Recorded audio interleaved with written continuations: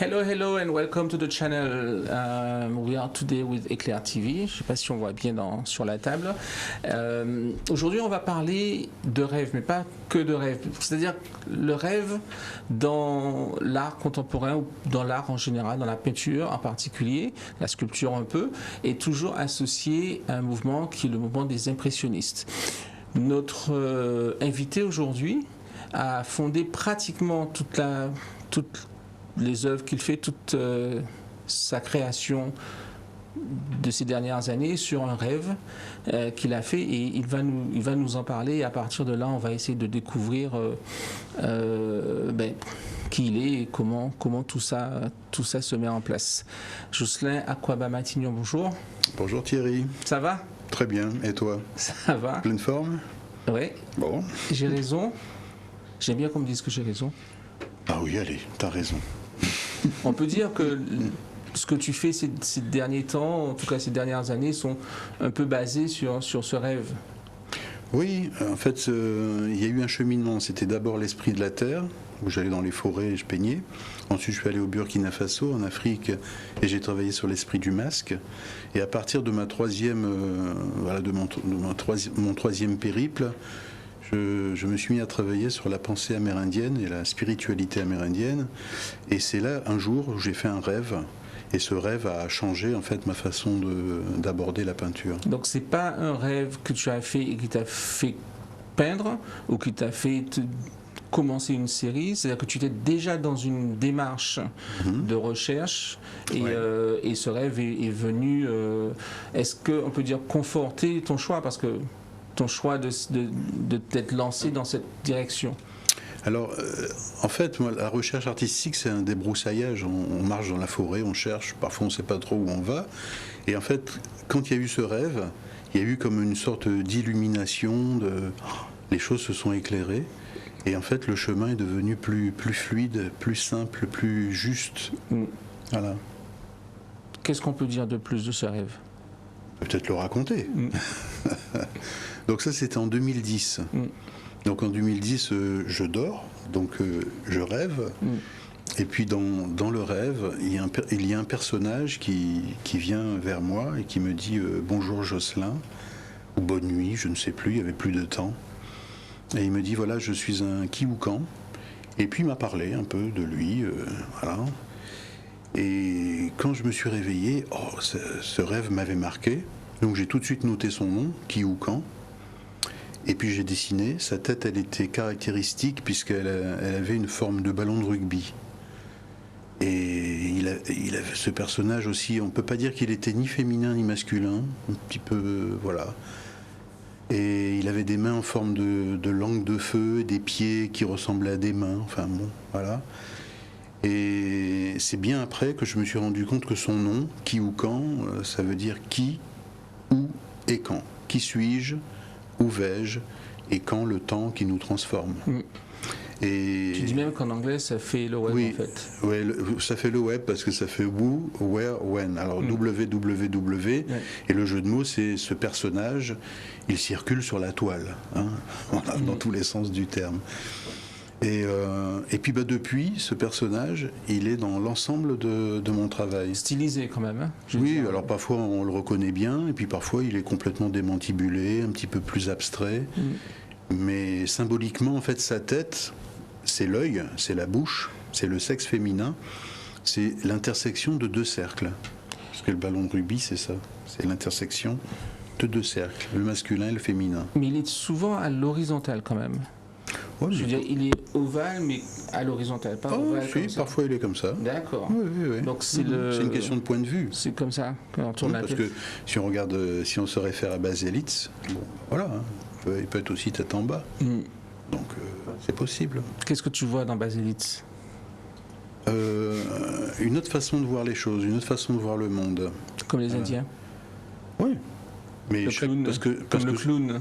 Oui, on en a parlé. On va revenir dessus. Parce que chaque culture a sa façon de voir le monde. Oui. Ouais, c'est ça qui est intéressant. Y compris notre culture. Ben oui, elle a ses particularités et sa richesse. Oui. Et on va parler de cosmogonie aussi tout à l'heure.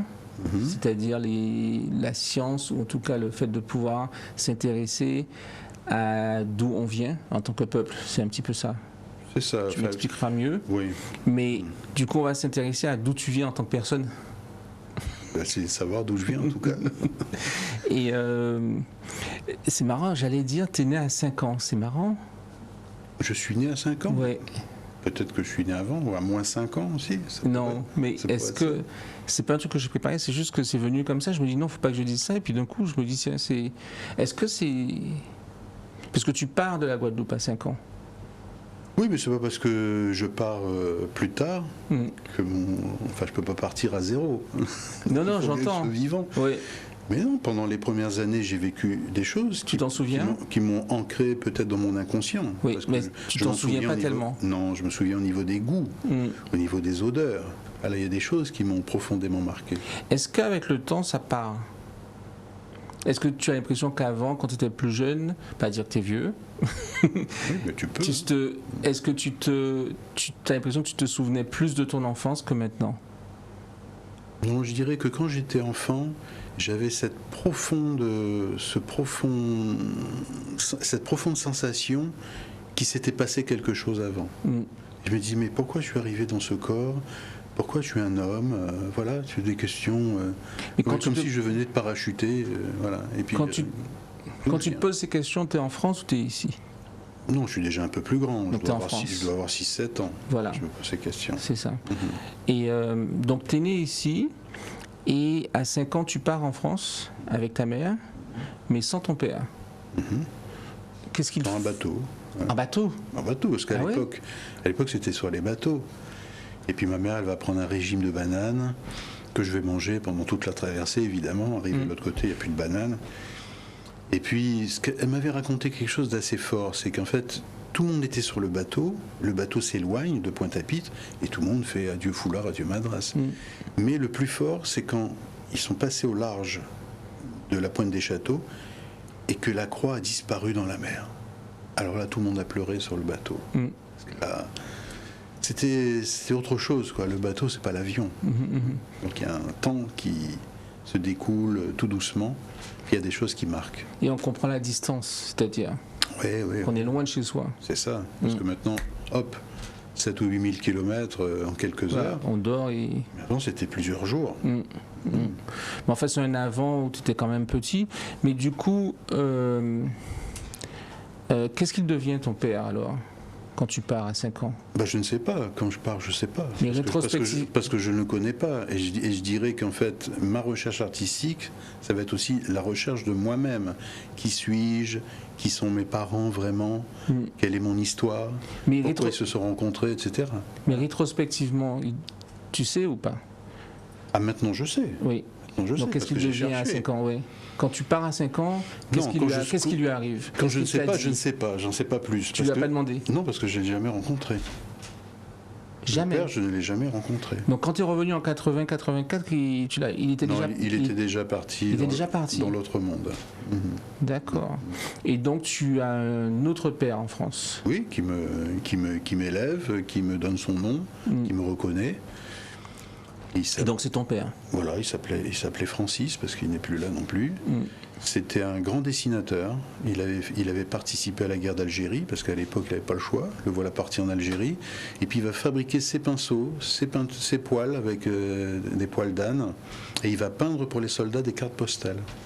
Et pendant toute la guerre d'Algérie, il était à la communication, à la radio. Donc, il n'était pas vraiment avec une arme.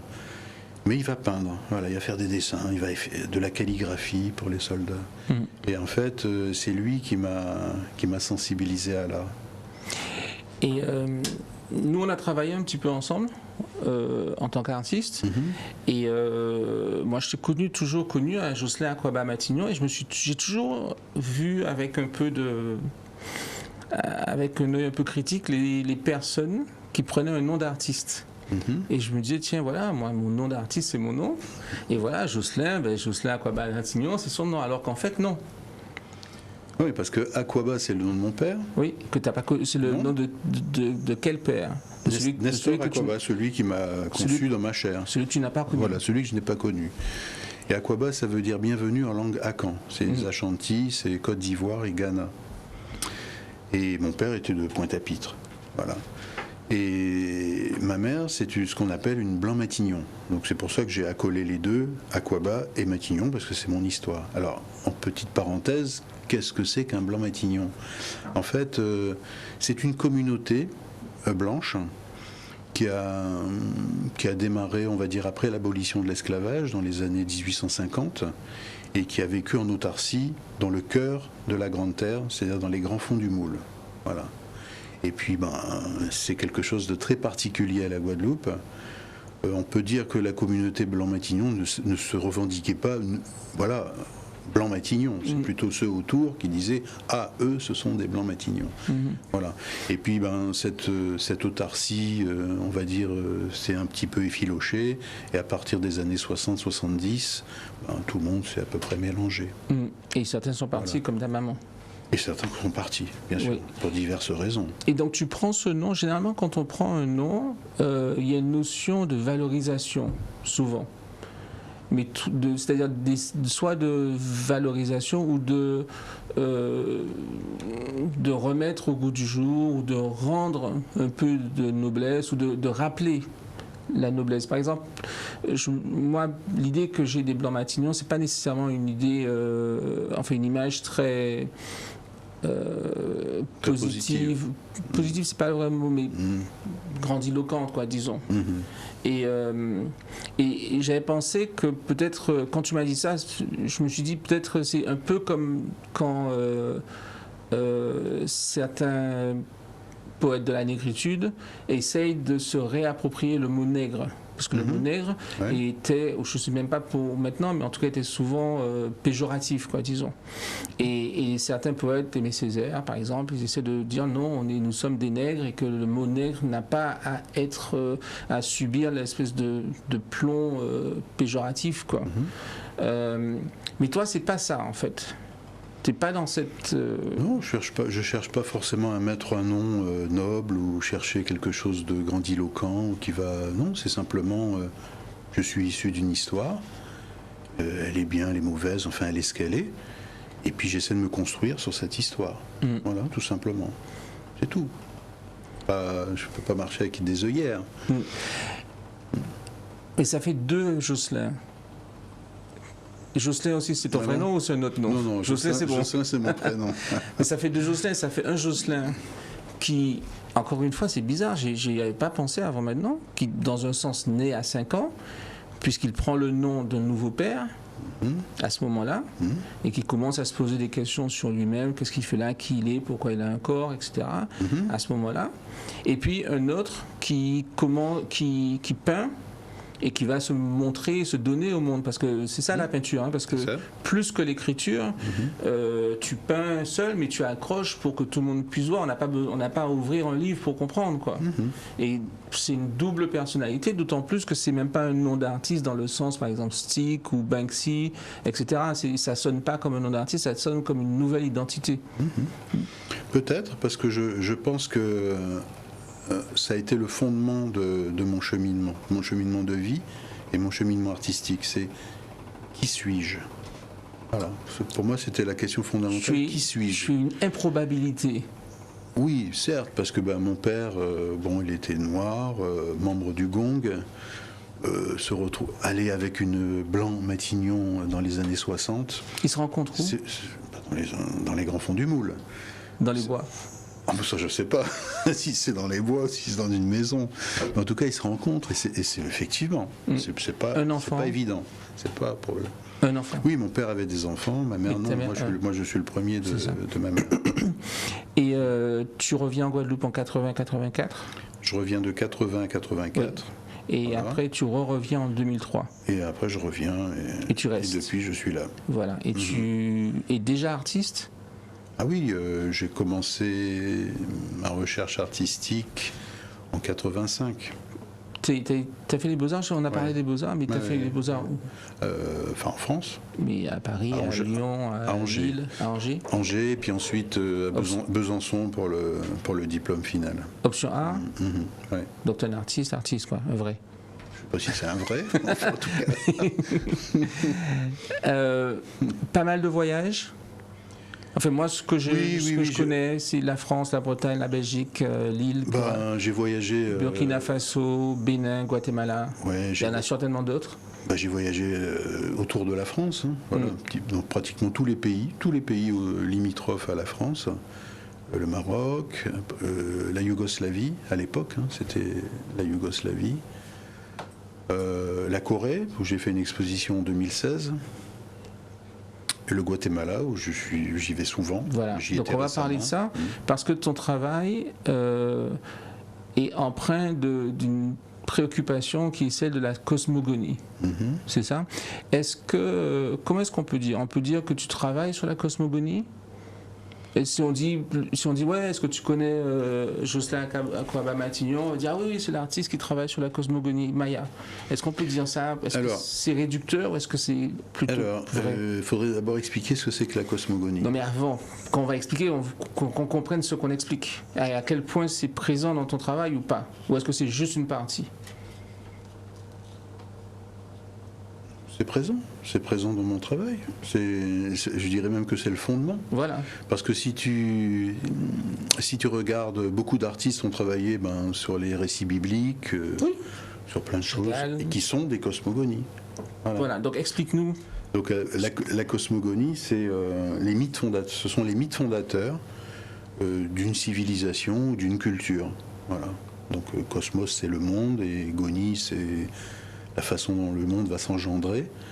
Donc par exemple, pour le monde judéo-chrétien, c'est la Bible, mais on va voir la cosmogonie de l'Égypte ancienne. C'est la Bible, c'est-à-dire le Christ ressuscité, etc. Même, non, plus ancien, parce que la partie la partie évangélique, c'est pas la cosmogonie, c'est l'Ancien Testament, c'est-à-dire l'origine des hommes.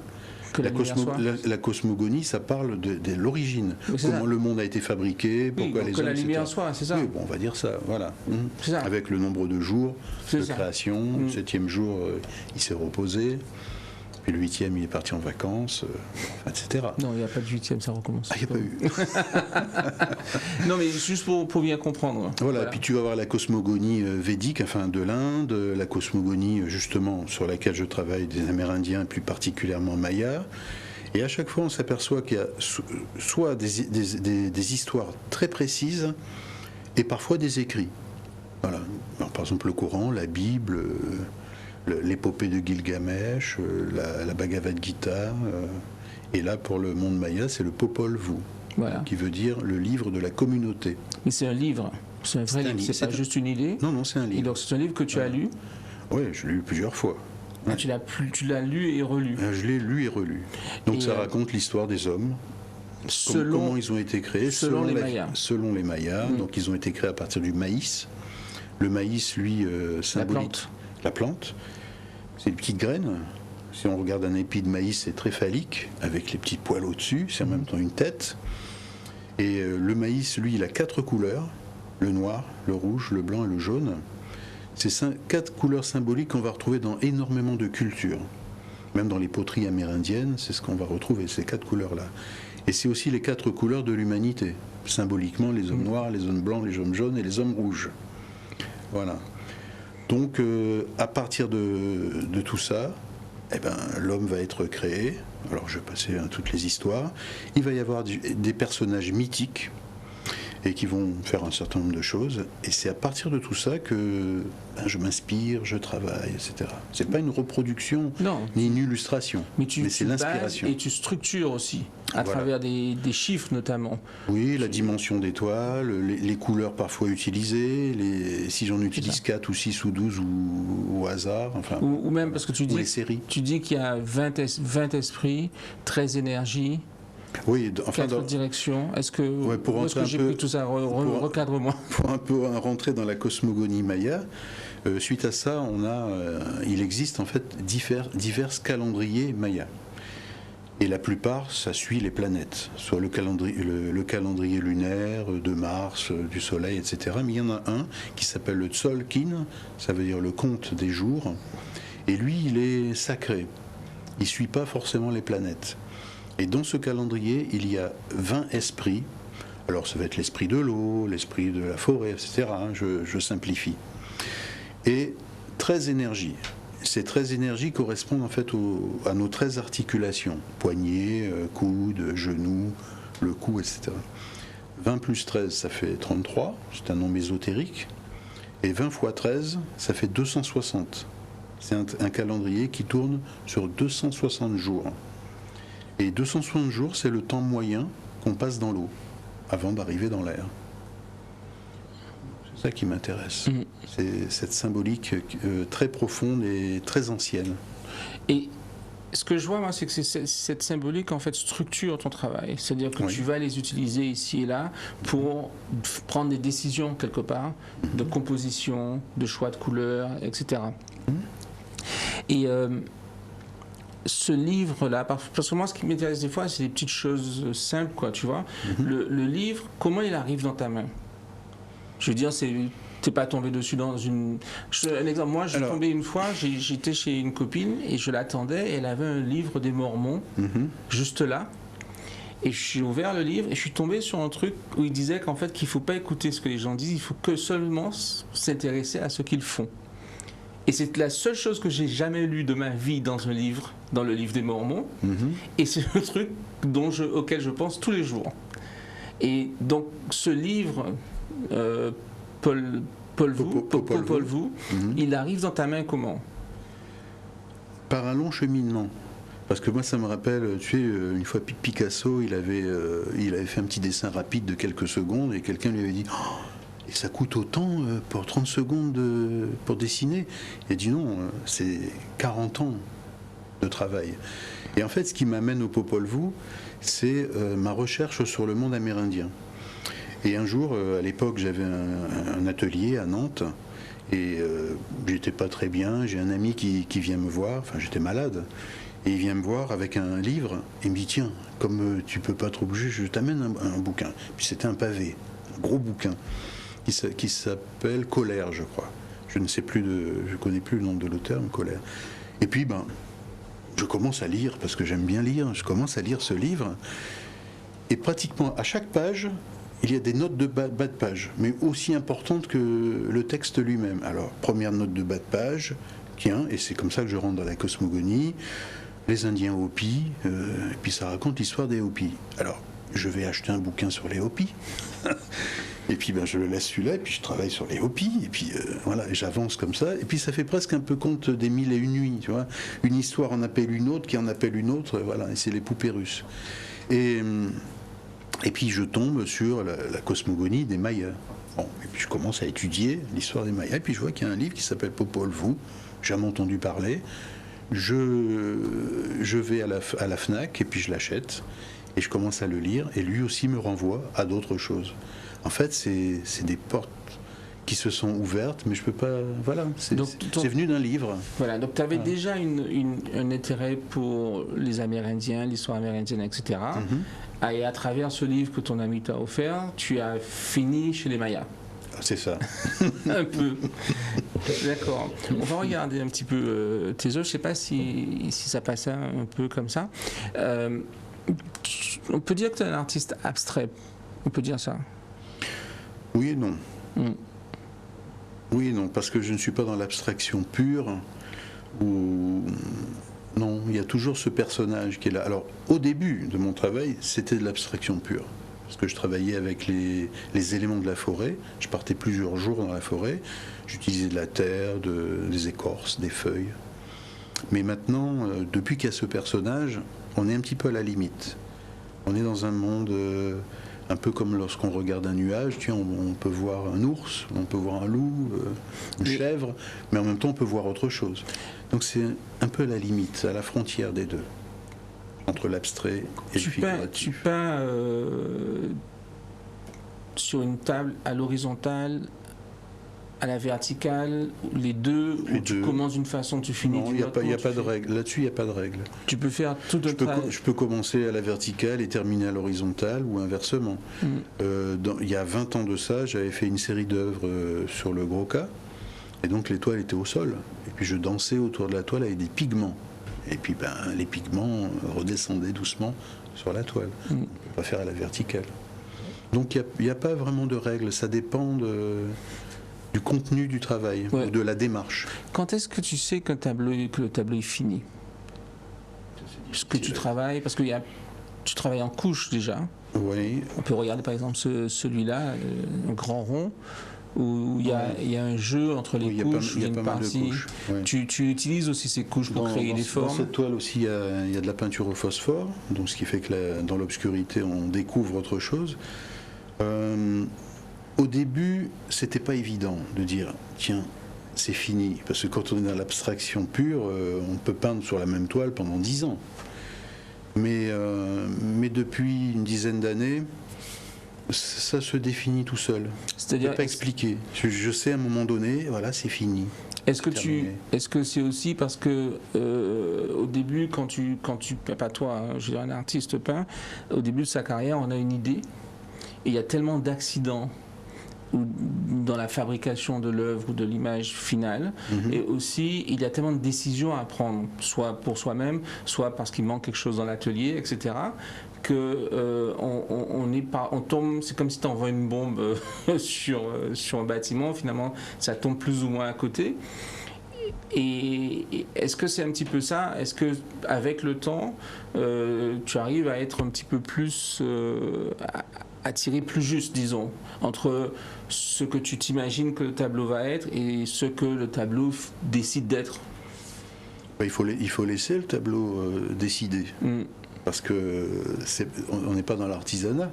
Si on est dans l'artisanat, ben, je décide de faire ça, et puis ben, j'ai un cahier des charges et je suis ce qu'il y a à faire. Tandis que là, les accidents sont intéressants, les choses imprévues sont intéressantes. Enfin voilà, tout ça participe, et on ne sait pas. Donc c'est un contrôle partagé. Ouais, plus ou moins contrôlé. Tu gères en fait, voilà, avec le tableau. Voilà. Comment il vient. Il faut le laisser parler, et en même temps ben, il faut interagir. C'est comme un peu sur un cheval. On ne peut pas être rigide en montant sur un cheval. Il faut qu'il y ait je sais pas, moi, je monte pas à cheval, mais bon. Non, mais il faut qu'il y ait une relation à double sens. Voilà, il faut sentir les choses. Et sur la peinture, c'est pareil. Il faut laisser venir, voir où ça va, sentir. Voilà. Quand j'étais étudiant, c'est un peu mystérieux. Oui. J'aime bien quand on essaie quand même d'attraper le mystère, essayer de le comprendre. Quand j'étais étudiant, j'allais souvent dans l'atelier d'Ernest Breuler. Je sais pas, tu vois qui c'est? Oui, oui. Et un atelier plus petit que toi, à l'époque, que le tien. Et il y avait toujours un ou deux tableaux quand même, mais dans un atelier serré. Mais je lui dis, mais pourquoi tu ne mets pas les tableaux dehors? Il me dit, non, parce que il peint sur plusieurs tableaux, en même temps, les 4 en même temps, les 5, 6 des fois. Donc il peint, et à un moment, il s'arrête un peu, et il essaie de faire, c'est ce qu'il dit, de faire monter chaque tableau au même niveau, si tu veux.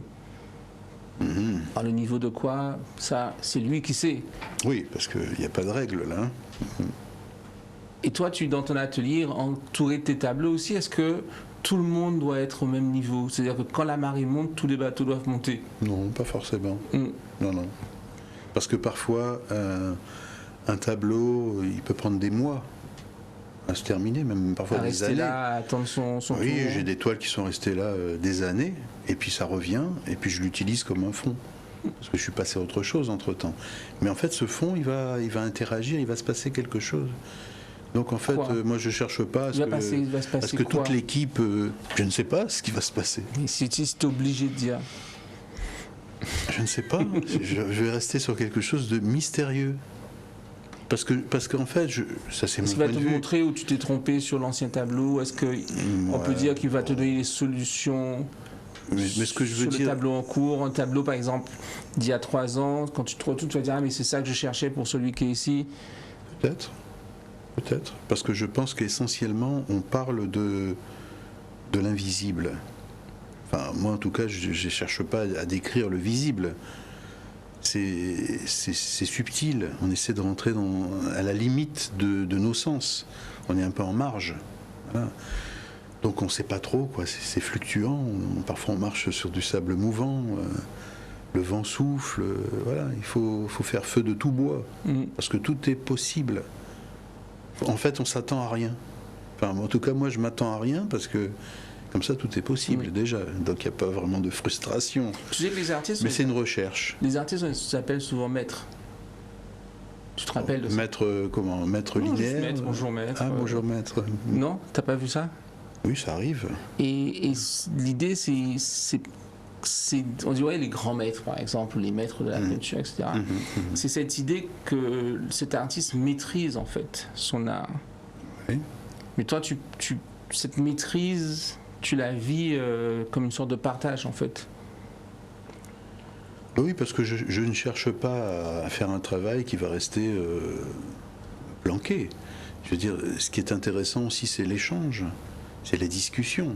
Parce que quelqu'un va voir ça, puis il va peut-être voir quelque chose que moi je n'avais même pas vu lorsque j'ai fait le tableau.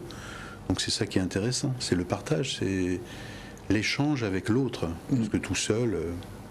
Et est-ce qu'on peut dire que la relation entre l'abstraction et la figuration est de même nature aussi? C'est-à-dire que à quel moment tu décides que le tableau abstrait, ça suffit pour ce que tu es en train de faire? À quel moment tu dois le ramener vers la figuration? Tu sais, pour moi c'est un peu comme la musique. Tu composes un morceau de musique, déjà parfois tu sais même pas d'où ça vient. Ça peut venir d'un rêve, voilà, c'est un peu mystérieux. Et puis parfois il suffisait juste de changer quelques notes et ça y est, c'est là. Tu sens être dans une sorte de relation très zen et paisible, apaisée avec la création. Est-ce que... c'était pas le cas au début. Non, au début c'était... Tu te bats pas avec les tableaux? Au début j'étais torturé. Et le travail était difficile. Ah oui, dans la pratique, dans la création. Oui, des parce œuvres. que déjà il me fallait un certain temps pour me mettre en action. Si le téléphone sonnait, ça m'embêtait. Il fallait pas qu'on me dérange. J'étais dans ma bulle. Maintenant, oui, mais je parle de la relation avec la peinture. C'est-à-dire, tu es là, en face de ce tableau. C'est un peu cliché, hein, disons, hein, mais tu es là, en face de ce tableau. La toile est blanche ou pas, enfin bref. Et tu fais un truc, elle te regarde, tu lui remets de la peinture et ça peut être vécu comme une relation. Certains artistes ont une relation plus à bras le corps. On peut imaginer ça plus avec les sculpteurs, disons aussi. Tu vois, où tu vois, tu maîtrises ça, machin. Il faut, tu vois, tu le tords et tu le contrains. Et j'ai l'impression que toi, c'est cool, tout arrive, quoi. La cosmogonie maya va prévoir et va me donner tout ce dont j'ai besoin. Ce que je te disais au début, c'était pas facile parce que voilà, la forêt était dense. Et puis petit à petit, les choses se sont éclairées. Il y a une sorte de lumière qui s'est mise en place. Et puis un peu plus de clairière. Mais tu as mis tout ça sous contrôle maya quelque part, c'est-à-dire que... Non, c'est pas sous contrôle maya. C'est pas sous contrôle maya parce que... Non. Dans la dernière série que je fais qui s'appelle... le catalogue s'appelle Le Chant des Seigneurs, c'est issu de trois pensées. La pensée maya, le jeu de tarot de Marseille, qui est dans la pensée, on va dire, de l'Occident, et le livre védique, la Bhagavad Gita, le chant du Seigneur, d'ailleurs, qui s'appelle. Donc en fait, je mixte trois choses aux antipodes sur la Terre. Mais je dirais que le lien, c'est la quête du mystère. C'est ça. Parce qu'il y a un mystère dans le jeu de tarot. Il y a un mystère dans le chant des seigneurs, la Bhagavad Gita. Il y a un mystère dans la vie, dans la vie en général. Dans la rencontre du noir et du blanc matignon. Oui, bien sûr. Oui. Et il y a un mystère aussi dans le noir et le blanc.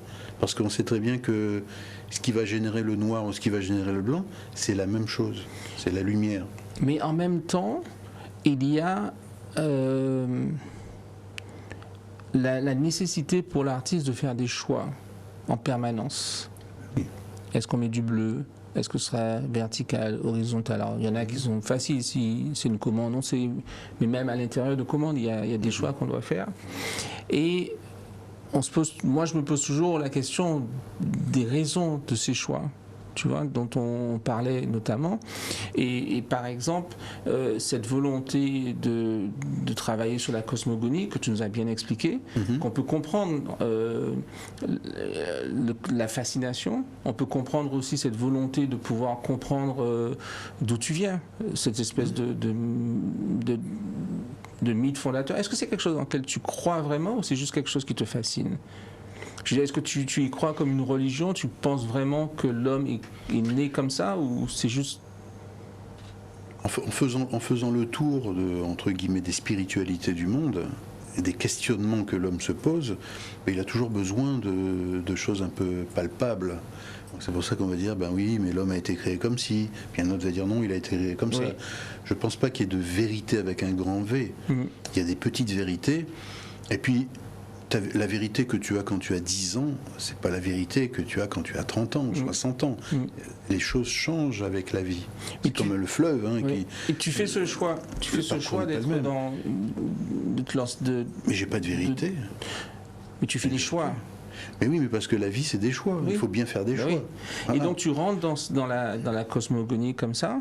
Mais la cosmogonie, je sais que je vais juste poser la question, il y a une partie fausse dedans, mais la cosmogonie pour moi c'est quelque chose d'ancien, puisque naturellement ça fait référence au mythe fondateur, donc c'était avant, mais tu vis aujourd'hui, et vu qui tu es, notre histoire qu'on partage, une grande partie, je n'ai pas envie de ressasser, mais disons que tu as quand même la déportation du noir, l'esclavage, la colonisation, la départementalisation, l'état de domination actuel, etc. Et on se dit, tiens, mais pourquoi choisis ça et pourquoi pas ça? Alors, c'est un peu comme Poutine disait que oui, là, il peut, mais il n'est pas obligé. Donc oui, tu as le libre choix de faire ça, mais tu n'es pas obligé. Qu'est-ce qui préside en fait à un choix comme celui-là? Ça revient au premier livre que j'avais lu aux Beaux-Arts de Francis Ponge, fameux le parti pris des choses. Parce que y a des milliards de choses qui sont devant nous. Pourquoi je vais prendre plutôt là que là? C'est une vaste... D'ailleurs, ça peut faire partie d'une réflexion sur la liberté, notre libre arbitre. Alors pourquoi on fait ça? Il y a notre histoire. Quand je suis arrivé, la première langue que je parlais, c'était le créole. Quand je suis arrivé en Guadeloupe, sur la terre, première langue, et puis j'arrive dans les grands fonds du Moule. Donc j'arrive dans une culture. Et cette culture, elle va... Donc les Blancs-Matignon parlent créole entre eux? Ah oui, bien sûr. Voilà. À part d'être blanc, je veux dire, voilà, c'est exactement la même culture que tout le monde. Mais on arrive dans un contexte, voilà. Et ce contexte, soit tu vas l'adopter à 100%, ou soit parfois tu vas le rejeter. Mais enfin, tu vas essayer de te construire, toi, par rapport à ça. C'est ça. Et la construction, en fait, de tes toiles se voit. C'est-à-dire que tu fais une chose. Tu laisses sécher, je suis sûr. Tu reviens dessus, mais la nouvelle couche se voit. Non seulement se voit, mais est faite pour participer. Et une nouvelle couche, et une nouvelle couche, et une nouvelle couche. Et bon, certains, on peut les compter. D'autres, ça n'a pas tellement d'importance parce que finalement, on est dans une sorte d'éblouissement, ce que j'appelle d'éblouissement visuel, si tu veux. Mais ça, c'est ton histoire. C'est l'histoire de l'artiste, c'est comment il a fait. Et on le voit parce qu'il nous laisse voir, tu vois. Mais ce que nous, on reçoit, en tant que spectateur, c'est pas toute cette histoire. On reçoit une image et on voit qu'il y a des couches. Et tu sais, les enfants, tu leur donnes un truc qui a des couches, tout ce qu'ils veulent faire, c'est... comme les oignons. Voilà, comme les oignons. Moi, ma fille, chaque fois que je lui achète une poupée, elle... ouvre la poupée, la première chose qu'elle fait, c'est qu'elle la déshabille. J'ai jamais compris pourquoi. C'est étrange, c'est systématique. Elle veut aller voir le cœur des choses. Ouais. C'est inné, disons. C'est quoi cette épluchure que tu proposes en fait aux spectateurs? Je ne propose pas une épluchure. Tu proposes pas, mais tu titilles notre instinct. Le travail, petite fille. Il est sous forme de couche. Voilà, parce qu'en fait, c'est aussi le cheminement de la vie. Notre cheminement, ce qui nous constitue, c'est une superposition de couches, de tout ce qu'on a vécu. Et tu parlais des Indiens d'Amérique. Des choses vont transparaître, des choses vont disparaître. Oui, parce que en fait, cette façon de travailler avec des couches, ça me vient d'une réflexion que j'ai eue, qui a démarré sur un parking de grands magasins. J'étais devant un parking devant Carrefour. Et puis je regardais le logo de Carrefour. Et puis il devrait sponsoriser l'émission peut-être. J'essaie de comprendre pourquoi il y avait une flèche rouge et une flèche bleue. Et puis brusquement, je vois le C qui est dans le vide. Bon.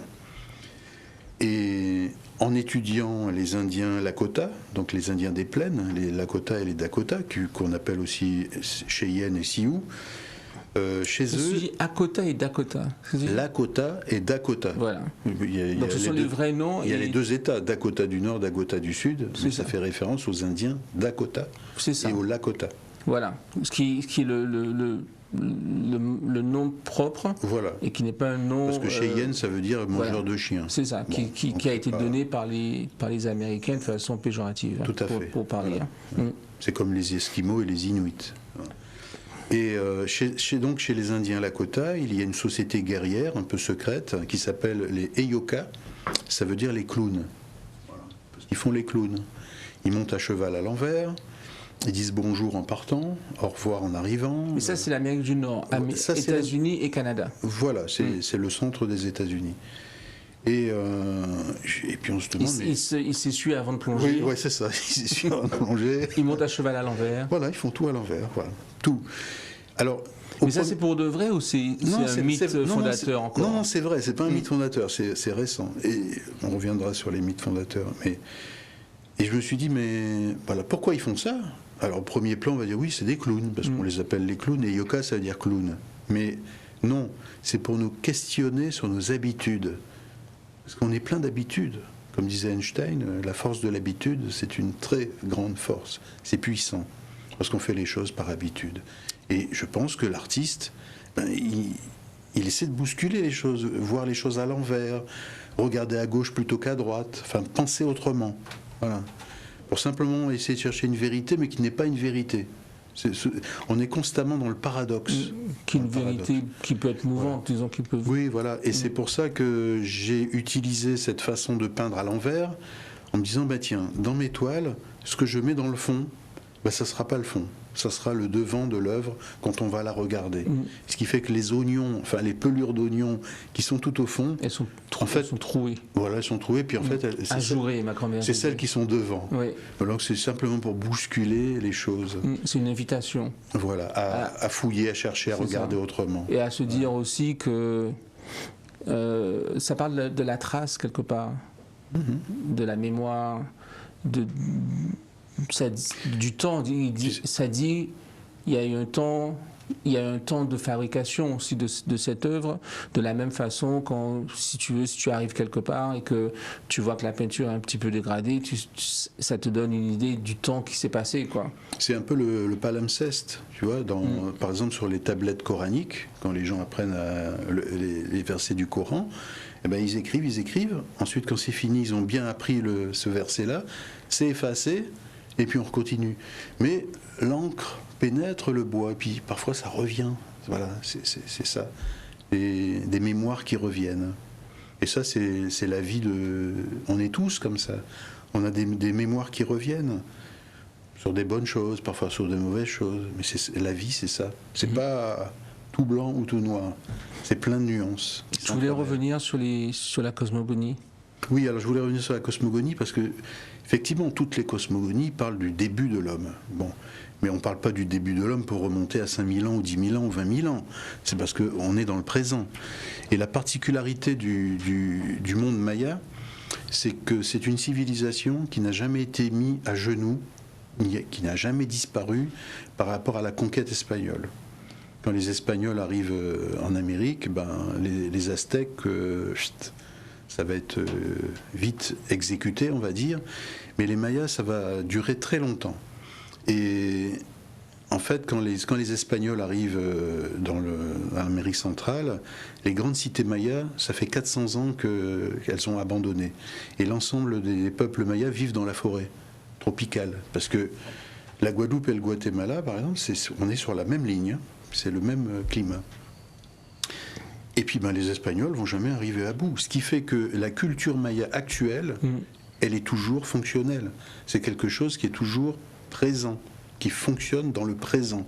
Alors, quand on parle des peuples et dans la... Parce que pour la plupart des gens, quand on va parler maya, oui, c'est civilisation d'il y a 2000 ans. Non, c'est toujours vivace et ça fonctionne toujours dans la vie de tous les jours. Voilà. Excellent. Qu'est-ce qu'on peut dire de ton programme international? Je sais que, juste pour revenir un petit peu de terre à terre, tu as quand même pas mal exposé. Je vais quand même parler un petit peu de ça. Tu as fait une exposition notamment au Château du Duc de Bretagne, qui était censé durer... Oui. Bah oui, parce que ça, pour moi, c'était important. Parce que Nantes, ça a été la première ville du commerce triangulaire. Et donc je fais partie d'une association qui s'appelle Les Anneaux de la Mémoire et qui avait monté l'exposition éponyme Les Anneaux de la Mémoire au Château des Ducs de Bretagne. Et cette exposition, elle devait durer 6 mois et elle a duré 6 ans. Et ça a transformé la ville de Nantes où j'ai vécu pendant 11 ans. J'avais un atelier à Nantes. Et tu l'as senti dans ta chair, tu me dis? Oui, parce que le premier jour, je me suis fait agresser par des skinheads. Le premier jour de l'expo? Le premier jour de mon arrivée à Nantes. À Nantes. Et 6 ans après, ça n'avait plus rien à voir. Nantes avait changé. Et est-ce que tu t'es fait agresser par des skinheads ou tu t'es juste fait agresser par des gars qui étaient skinheads? Je vois pas la différence. La différence, c'est que c'est des gars ça peut être des gars qui étaient skinheads et qui t'ont juste agressé parce qu'ils voulaient prendre ton argent, parce qu'ils ne se sont pas posé la question, ou ça peut être des skinheads qui t'ont agressé parce que tu ne leur ressemblais pas, disons. Oui, on va dire c'est plutôt cette option-là. J'avais rien, ils voulaient pas me voler quoi que ce soit. C'était simplement de l'agression raciste. Mais parce qu'on se dit des fois, avec tes yeux bleus ou gris, je sais pas, ou verts et tes beaux cheveux, on se dit peut-être que tu es à l'abri du racisme. Est-ce que c'est une idée fausse? Je pense que personne n'est à l'abri du racisme. Les Blancs en France, les Blancs... oui, mais ailleurs. Les Ukrainiens en Ukraine, oui. Je veux dire, c'est toujours une question de rapport à l'autre. Voilà. Et puis il suffit de simplement, si tu es gros et qu'il n'y a que des maigres, ben, tu es différent. Si tu mesures 2,20 m, oui, mais si tu mesures 1,30 m. D'accord. Comme disait Coluche, si tu es effectivement dans le monde dans lequel on est, voilà, si tu es une femme, si tu es noir, handicapé, juif, enfin bref, si tu fais partie des minorités, ben oui, ça va être difficile. Parce que c'est comme. Et toi, c'était compliqué? Ben, en France, oui, ça l'a été. Explique-nous. Ben, juste pour donner un petit exemple, quand j'avais 10 ans, à l'école, on m'appelait œil de lynx. Parce que j'étais le premier à savoir lire les plaques d'immatriculation des voitures. C'était un jeu qu'on faisait. Et puis je suis rentré dans la nouvelle classe quand j'avais 10 ans, et le directeur de l'école a mis 3 enfants au fond de la classe. Donc il y avait un Polonais, un Algérien et moi. Et puis le Polonais, quand il devait aller au tableau, le directeur de l'école lui disait « Pignouf, au tableau ». Pignouf. Oui, Pignouf. Tu te rappelles du Polonais. Ah bah ça m'avait marqué. Ça avait marqué tous les enfants de la classe. Donc Pignouf, parce que voilà, c'est un Polonais. Donc, l'Algérien aussi, il avait un nom, mais lui, je me souviens plus de son nom. C'est marrant, c'est du racisme, ça. Mais le mien, je m'en souviens. Œil de lynx. Non, lui, il m'appelait pas Œil, il m'appelait Ananas. Alors, c'était Ananas au tableau. Et en fait, comme un peu dans l'histoire de Ray Charles, quand il voit son frère noyé devant lui, moi, ça m'a traumatisé, j'en ai perdu la vue. J'ai dû porter des lunettes, voilà, tout de suite. J'ai failli être aveugle. Et je me suis retrouvé, on était obligé de me mettre au premier rang. Et voilà, pour dire qu'en fait... voilà, il suffit d'avoir un accent, d'être un peu différent. La nature humaine, elle n'est pas facile. Mais de toute façon, ça aussi, ça permet de se construire. Oui. Est-ce qu'il aurait été possible, c'est une question complètement dans l'univers, mais qu'Ananas ne t'ait rien fait si tu avais été la même personne, je veux dire, si tu avais eu la même apparence, disons.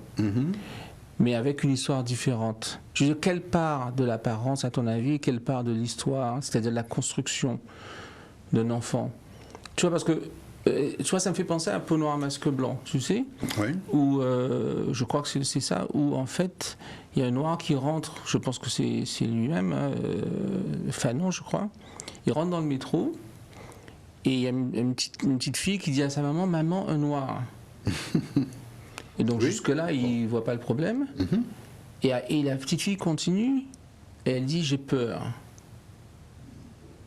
Tu vois? Où est-ce qu'elle apprend à avoir peur? du noir? Ou est-ce que toi, tu apprends que ananas, c'est pas bien?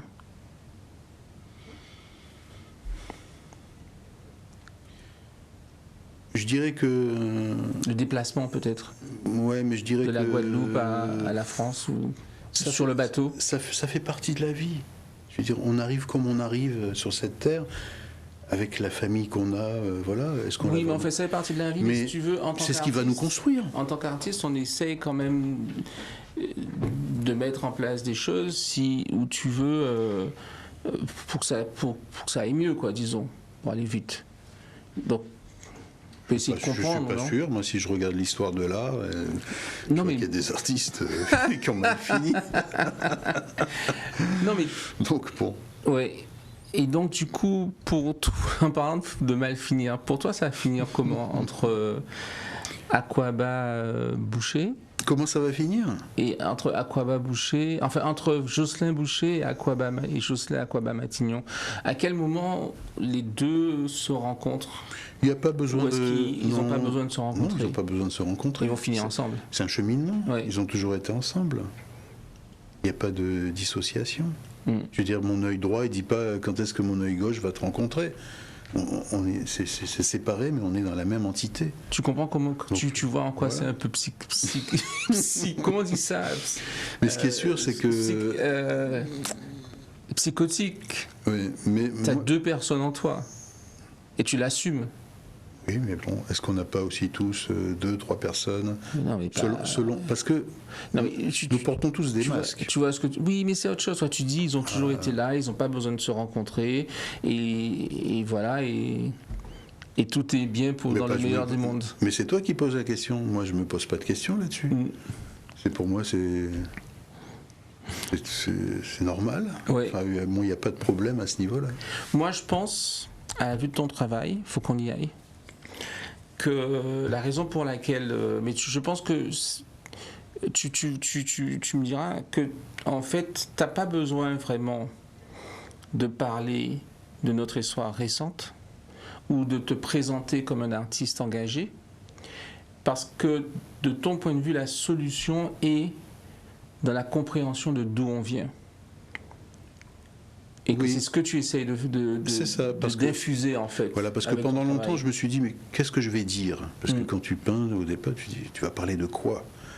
De l'esclavage, de mon histoire, de la Guadeloupe, tiens, de l'avion qui s'est écrasé dans la tour, de quoi? Et puis très rapidement, je dis pas que c'est la vérité, je me suis dit, non, il faut parler de choses bien plus profondes que ça, que sur les événements. Parce que moi, tout ça, ce sont des faits divers. J'ai pas envie de parler des faits divers. Même une guerre, quelque part, c'est un fait divers. Je m'entends. Ça veut pas dire que c'est pas grave. C'est ça, c'est ça. Mais moi, les questions, elles sont d'ordre sur le fondement de l'homme, sur le fondement de notre humanité. Qui nous sommes? D'où venons-nous? Où allons-nous? Un peu comme Gauguin. Je ne suis pas le premier artiste à me poser ce genre de questions. Mais voilà, c'est pour ça que apparemment mon travail, on va dire, il n'est pas ancré dans le présent. Mais si, parce que j'utilise un ordinateur, j'utilise des photos, je discute avec les gens qui sont autour de moi. La culture maya, et la culture maya est encore elle est à très l'œuvre. présente. À Bien l'œuvre. sûr, tout à fait. Donc je suis dans le présent. De toute façon, je ne peux pas être ailleurs que dans le présent. Thank you very much. Merci à toi, Thierry. C'était un Merci plaisir. en pile. Ouais. Thank you very much. I will see you next time.